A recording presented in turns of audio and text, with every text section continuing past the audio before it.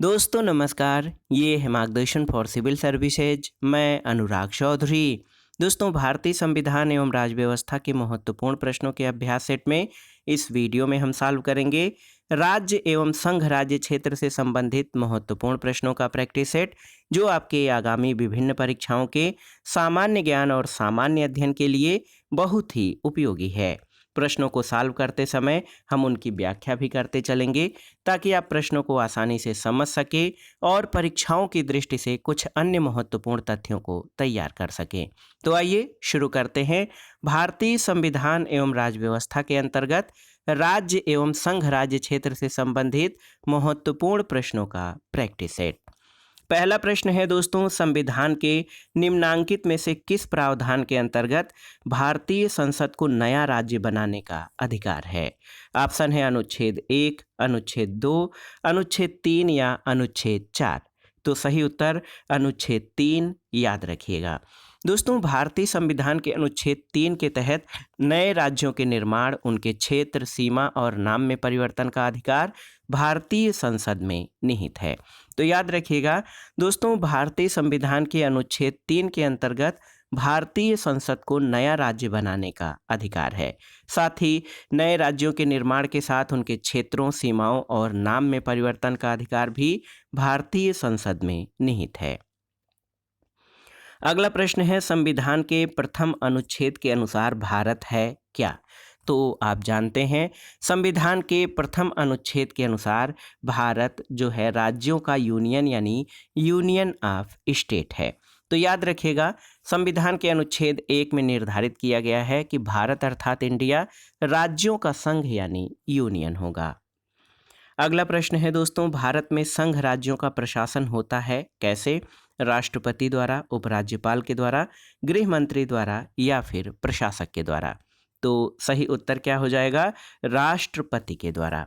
दोस्तों, भारतीय संविधान के अनुच्छेद 239(1) के अनुसार संसद द्वारा बनाई गई विधि या अन्यथा उपबंधित के सिवाय प्रत्येक संघ राज्य क्षेत्र का प्रशासन राष्ट्रपति द्वारा ऐसे पद विधान सहित नियुक्त किए गए प्रशासक के माध्यम से किया जाता है। तो याद रखिएगा, भारत में संघ राज्य क्षेत्रों का जो प्रशासन है वो राष्ट्रपति द्वारा होता है। अगला प्रश्न है, भारतीय संघ के अंतर्गत किसी राज्य को मिलाने का अधिकार किसे है? भारत के राष्ट्रपति को, प्रधानमंत्री को, संसद को या फिर सर्वोच्च न्यायालय को? तो सही उत्तर क्या हो जाएगा? संसद को। आप जान लीजिए कि भारतीय संघ के अंतर्गत किसी राज्य को मिलाने का अधिकार संसद को है। अनुच्छेद 2 के अनुसार वह नए राज्यों का भारतीय संघ में प्रवेश कर सकती है। अगला प्रश्न है, प्रश्न संख्या 5 कि यदि भारतीय संघ में एक नए राज्य का सृजन किया जाना है तो संविधान की किस अनुसूची का संशोधन करना आवश्यक होगा? ऑप्शन देखिए, 5वीं अनुसूची, 3री अनुसूची, 2री अनुसूची या प्रथम अनुसूची? तो सही उत्तर क्या हो जाएगा? सही उत्तर प्रथम अनुसूची। इसमें संघ और राज्य क्षेत्रों के नाम दिए गए हैं। दोस्तों, आप जान लीजिए कि संविधान की पहली अनुसूची में राज्यों और उनके क्षेत्रों का विवरण है, इसलिए भारतीय संसद में किसी नए राज्य के सृजन के लिए पहली अनुसूची में संशोधन करना आवश्यक होगा। अगले प्रश्न पर आते हैं, संविधान में हमारे राष्ट्र का उल्लेख किन नाम या नामों से किया गया है? ऑप्शन है भारत तथा इंडिया, केवल भारत, हिंदुस्तान तथा इंडिया या फिर भारत, हिंदुस्तान तथा इंडिया? तो सही उत्तर क्या हो जाएगा? सही उत्तर भारत तथा इंडिया। दोस्तों, संविधान में हमारे राष्ट्र का उल्लेख 2 नामों भारत तथा इंडिया के रूप में किया गया है। अनुच्छेद 1 का उपखंड 1 ये उल्लेख करता है कि भारत अर्थात इंडिया राज्यों का संघ होगा, यानी India that is Bharat shall be A union of states. अगला प्रश्न है, लोकसभा में केंद्र शासित प्रदेशों के लिए कितनी सीटें या स्थान आरक्षित हैं? ऑप्शन है 20, 25, 30 या कोई सीट आरक्षित नहीं है। तो सही उत्तर क्या हो जाएगा? 20 सीटें। दोस्तों, संविधान के अनुच्छेद 81 के अनुसार लोकसभा के लिए अधिकतम 530 सदस्य राज्यों के निर्वाचन क्षेत्रों से और अधिकतम 20 सदस्य केंद्र शासित प्रदेशों से निर्वाचित हो सकते हैं। वर्तमान में संघ राज्य क्षेत्रों की लोकसभा सीटों की संख्या 19 है, लेकिन जो सीटें हैं वो 20 सीटें आवंटित हैं। अगला प्रश्न है कि राज्य पुनर्गठन आयोग ने 1 नवंबर 1956 को कितने राज्य तथा कितने संघ राज्य बनाए थे? ऑप्शन है 14 राज्य और 6 संघ राज्य, 17 राज्य और 6 संघ राज्य, 14 राज्य और 8 संघ राज्य, या फिर 17 राज्य और 8 संघ राज्य। तो सही उत्तर हो जाएगा 14 राज्य और 6 संघ शासित प्रदेश। दोस्तों, आप जान लीजिए कि स्वतंत्रता के बाद नए राज्यों के निर्माण के लिए न्यायमूर्ति फजल अली की अध्यक्षता में एक राज्य पुनर्गठन आयोग का गठन किया गया था। इसकी सिफारिश पर 14 राज्य और 6 संघ राज्य क्षेत्र जो है स्थापित किए गए थे। अगले प्रश्न पर आते हैं कि भारत में कितने राज्य और संघीय प्रदेश हैं? ऑप्शन आप देख सकते हैं, बिना ऑप्शन के ही बता दीजिए कि वर्तमान में दोस्तों भारत में 28 राज्य और 8 संघ राज्य क्षेत्र हैं। ऑप्शन डी आपका सही उत्तर हो जाएगा। तो याद रखिएगा, वर्तमान में भारत में 28 राज्य और 8 केंद्र शासित प्रदेश हैं। अगला प्रश्न है, भाषाई आधार पर सबसे पहले किस राज्य का गठन हुआ है? आपको बताना है। राजस्थान, आंध्र प्रदेश, मध्य प्रदेश या कर्नाटक? तो सही उत्तर आंध्र प्रदेश। और हमारे सभी साथी जानते भी हैं कि भाषाई आधार पर सबसे पहले आंध्र प्रदेश का पृथक राज्य के रूप में सृजन 1953 में हुआ था। अगले प्रश्न पर आते हैं दोस्तों, भारत में राज्य पुनर्गठन आयोग की संस्तुति के आधार पर राज्यों का पुनर्गठन किस वर्ष किया गया था? आपको बताना है। बहुत ही महत्वपूर्ण प्रश्न है। ऑप्शन है 1947, 1951, 1956 या फिर 1966। तो सही उत्तर हो जाएगा 1956, ऑप्शन सी। दोस्तों, भारत में राज्य पुनर्गठन आयोग की संस्तुति के आधार पर राज्यों का जो पुनर्गठन है वो वर्ष 1956 में किया गया था। अगला प्रश्न है, सिक्किम भारत का एक राज्य बनाया गया था किस संशोधन के द्वारा? तो सही उत्तर 35वें संशोधन के द्वारा। दोस्तों, 35वें संविधान संशोधन 1974 के तहत सिक्किम को भारत में संयुक्त राज्य के रूप में शामिल किया गया था और 36वें संविधान संशोधन 1975 के द्वारा सिक्किम को पूर्ण राज्य यानी भारत के 22वें राज्य के रूप में भारतीय संघ में शामिल किया गया।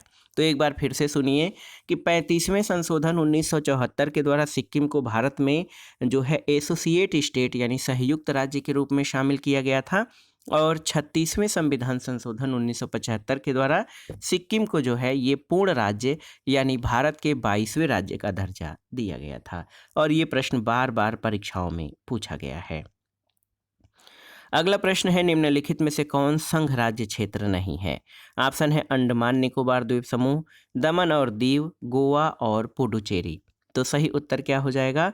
दोस्तों, आप जान लीजिए, गोवा जो है ये राज्य के अंतर्गत है, न कि संघ राज्य क्षेत्र के अंतर्गत। तो याद रखिएगा कि भारतीय संविधान की पहली अनुसूची में राज्यों और संघ राज्य क्षेत्रों का उल्लेख है। इस अनुसूची में गोवा राज्यों के अंतर्गत जबकि शेष विकल्प में संघ राज्य क्षेत्रों के अंतर्गत शामिल है। अगला प्रश्न है, दिल्ली है एक राज्य है, केंद्र शासित प्रदेश है, स्वायत्त शासी परिषद है या इनमें से कोई नहीं? तो सही उत्तर है दिल्ली एक यूनियन टेरिटरी यानी केंद्र शासित प्रदेश है। दोस्तों, याद रखिएगा, संविधान की पहली अनुसूची के अनुसार दिल्ली एक संघ राज्य क्षेत्र या केंद्र शासित प्रदेश है। अगले प्रश्न पर आते हैं, निम्नलिखित में से कौन सा एक गलत है? आपको बताना है। ऑप्शन है गोवा को 1987 में पूर्ण राज्य का दर्जा मिला था। देखिए, गोवा को 1987 में पूर्ण राज्य का दर्जा मिला, सही है। दीव खंभात की खाड़ी में एक टापू है, सही है। दमन और दीव को भारतीय संविधान के 56वें संशोधन द्वारा गोवा से अलग किया गया, सही है। और दादरा और नगर हवेली वर्ष 1954 तक फ्रांसीसी औपनिवेशिक शासन के अंतर्गत थे, ये आपका गलत है। कैसे? तो दोस्तों, दादरा और नगर हवेली 1954 तक पुर्तगाली शासन के, न कि फ्रांसीसी शासन के, याद रखिएगा, पुर्तगाली शासन के अधीन थे। अंतर्राष्ट्रीय न्यायालय के भारत के पक्ष में निर्णय के बाद दादरा और नगर हवेली को भारत में मिला लिया गया था और जो ऊपर के अन्य 3 कथन हैं ABC वो आपके सही हैं। केवल आपसे पूछा गया है कौन सा कथन गलत है, तो ऑप्शन डी आपका गलत है। अगला प्रश्न है, निम्नलिखित में से किस राज्य को केंद्र सरकार द्वारा विशेष श्रेणी दर्जा कभी प्रदान नहीं किया गया? बिहार, सिक्किम, हिमाचल प्रदेश, जम्मू और कश्मीर या उपर्युक्त में से कोई नहीं। तो सही उत्तर क्या हो जाएगा दोस्तों? सही उत्तर आपका हो जाएगा ऑप्शन ए, बिहार। देखिए दोस्तों, आप जान लीजिए कि अब तक कुल 11 राज्यों को विशेष श्रेणी का दर्जा दिया गया है। इसमें 8 राज्य पूर्वोत्तर भारत से, जबकि 3 हिमालयी क्षेत्र से, उत्तराखंड, हिमाचल प्रदेश, जम्मू कश्मीर हैं। और इस तरह बिहार को केंद्र सरकार द्वारा विशेष श्रेणी का दर्जा कभी नहीं दिया गया। अगला प्रश्न है कि उल्फा उग्रवादी किस राज्य से संबंधित हैं? आपको बताना है। ऑप्शन है असम, उत्तर प्रदेश, पंजाब और कश्मीर। तो सही उत्तर क्या हो जाएगा? उल्फा उग्रवादी दोस्तों, आप जान लीजिए, असम से संबंधित हैं। और देखिए दोस्तों, उल्फा यानी ULFA उग्रवादी संगठन है। इसका पूरा नाम United liberation front of Assam है। अगला प्रश्न है, PWG यानी पीपुल्स वार ग्रुप नामक आतंकवादी संगठन स्थित है कहाँ पर? त्रिपुरा में, असम में, नागालैंड में या आंध्र प्रदेश में? तो सही उत्तर आंध्र प्रदेश में। दोस्तों, आप जान लीजिए, पीपुल्स वार ग्रुप नामक आतंकवादी संगठन की स्थापना 22 अप्रैल 1980 को आंध्र प्रदेश में कोंडापाली सीतारमैया नामक नक्सली नेता के द्वारा की गई थी। अगला प्रश्न है, लक्काद्वीप, मिनिकोय और अमीनी दीवी द्वीप का नाम बदलकर लक्षद्वीप किस वर्ष में संसदीय अधिनियम द्वारा किया गया था? 1973 में, 1971 में, 1970 या 1972 में? तो याद रखिएगा 1973 में। दोस्तों, 1973 में संसदीय अधिनियम द्वारा लक्काद्वीप, मिनिकोय और अमीन दीवी द्वीप का नाम बदलकर लक्षद्वीप किया गया था। अगला प्रश्न है, निम्नलिखित में से कौन सी एक भारतीय संघ राज्य पद्धति की विशेषता नहीं है? आपको बताना है कौन सा भारतीय संघ राज्य पद्धति की विशेषता नहीं है। पहला है कि भारत में स्वतंत्र न्यायपालिका है, बिल्कुल सही है। केंद्र और राज्यों के बीच शक्तियों का स्पष्ट विभाजन किया गया है, सही है। संघबद्ध होने वाली इकाइयों को राज्यसभा में असमान प्रतिनिधित्व दिया गया है, बिल्कुल सही है। और ये संघबद्ध होने वाली इकाइयों के बीच एक सहमति का परिणाम है, ये आपका सही नहीं है। दोस्तों, भारतीय संघ की स्थापना संघबद्ध होने वाली इकाइयों के बीच किसी सहमति या समझौते के द्वारा नहीं हुई है, आप जान लीजिएगा। भारतीय संघ ने राज्यों या इकाइयों को अलग होने का अधिकार नहीं दिया है।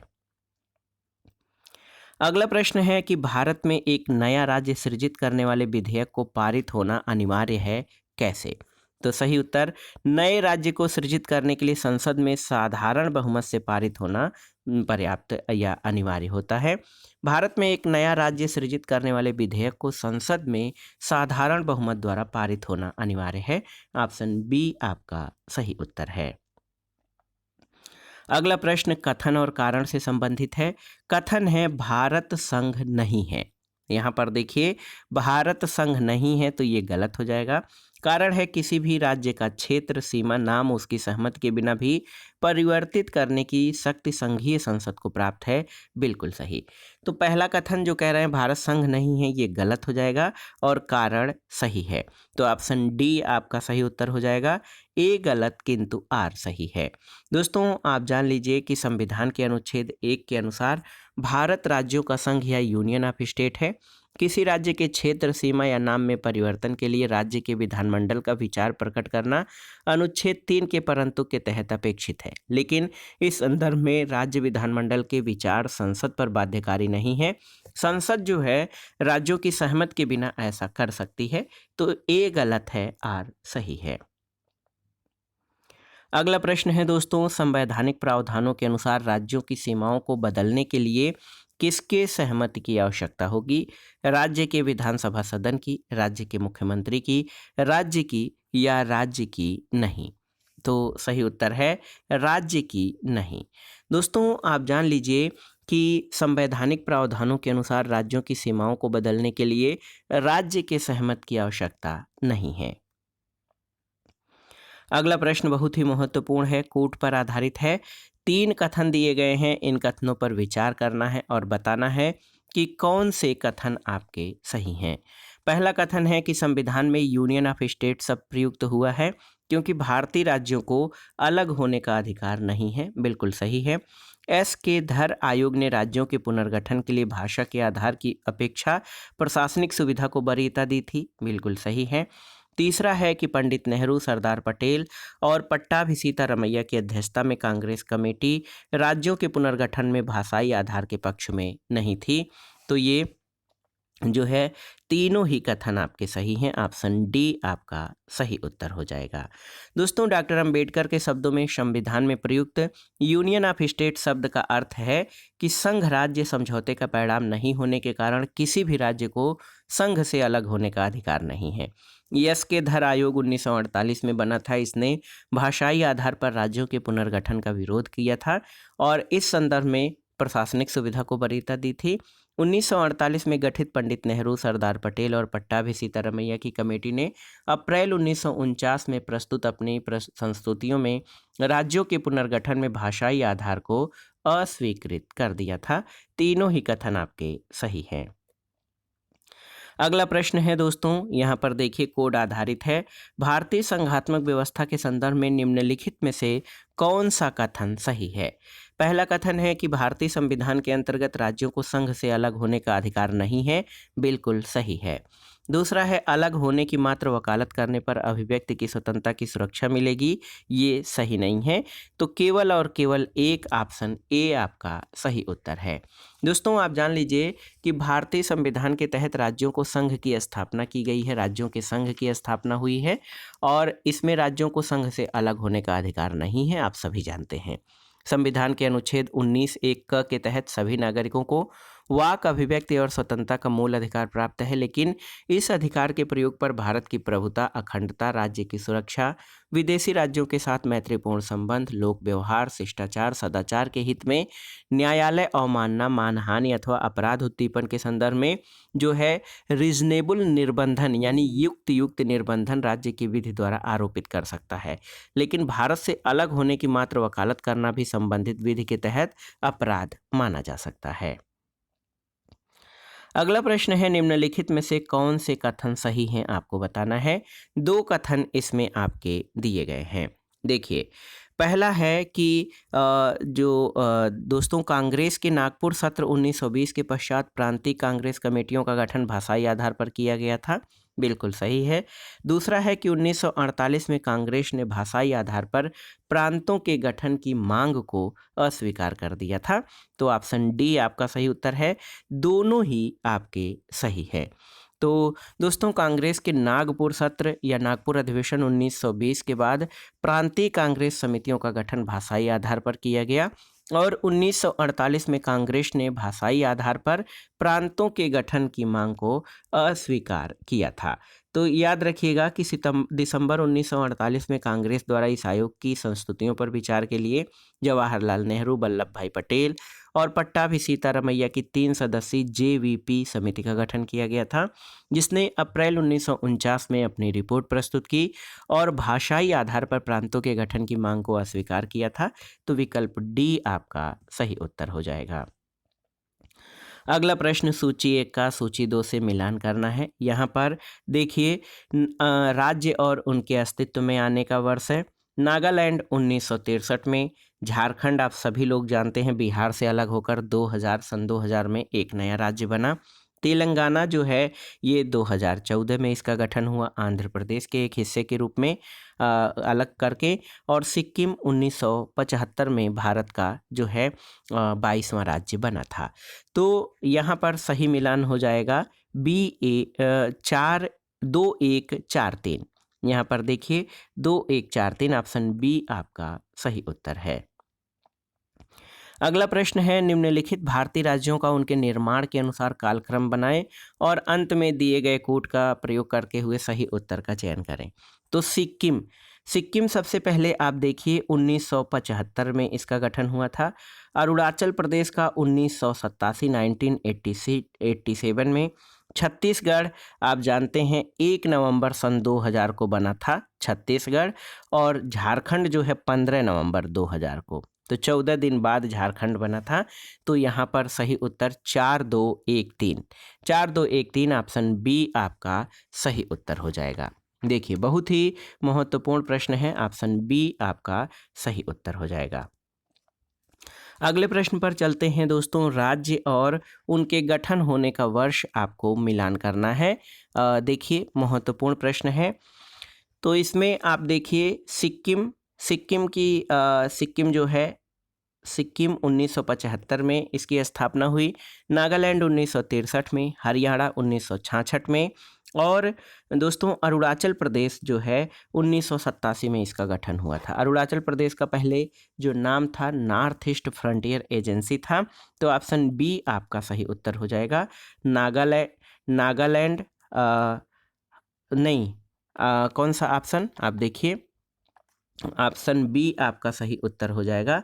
नागालैंड 1963 में बना, फिर 1966 में हरियाणा बना, सिक्किम 1975 और सबसे लास्ट में इसमें अरुणाचल प्रदेश 1987 में। तो ऑप्शन बी आपका सही उत्तर हो जाएगा। प्रश्न संख्या 30 है, कावेरी जल विवाद के अंतर्गत आने वाले राज्य कौन कौन से हैं? तो आप देख लीजिए, कावेरी जल विवाद के अंतर्गत जो राज्य आते हैं उसमें तमिलनाडु, पुडुचेरी, केरल, कर्नाटक, तमिलनाडु, पुडुचेरी और केरल। ऑप्शन डी आपका सही उत्तर हो जाएगा। बहुत ही महत्वपूर्ण प्रश्न है दोस्तों। कावेरी जल विवाद के अंतर्गत जो राज्य हैं उसमें कर्नाटक, तमिलनाडु, पुडुचेरी और केरल शामिल हैं। अगला प्रश्न और इस वीडियो का आखिरी प्रश्न है कि नीचे दिए गए अभिकथन ए और कारण आर के आधार पर सही उत्तर का आपको चयन करना है। कथन है कि भारत का क्षेत्र राज्यों के कुल क्षेत्र की तुलना में ज़्यादा है। कारण है कि भारत राज्यों का एक संघ है। तो यहाँ पर ए और आर दोनों सही हैं, लेकिन आर ए की व्याख्या नहीं करता है। कैसे? दोस्तों, भारत का कुल क्षेत्र राज्यों के कुल क्षेत्र की तुलना में अधिक है, क्योंकि भारत में वर्तमान में 28 राज्यों के साथ 8 संघ राज्य क्षेत्र भी हैं। साथ ही संविधान के अनुसार भारत राज्यों का एक संघ है, इसलिए ए और आर यानी कथन और कारण दोनों सही हैं, लेकिन आर ए की सही व्याख्या नहीं करता है। यहाँ पर ऑप्शन ए आपका सही उत्तर हो जाएगा। तो दोस्तों, ये था आज का वीडियो।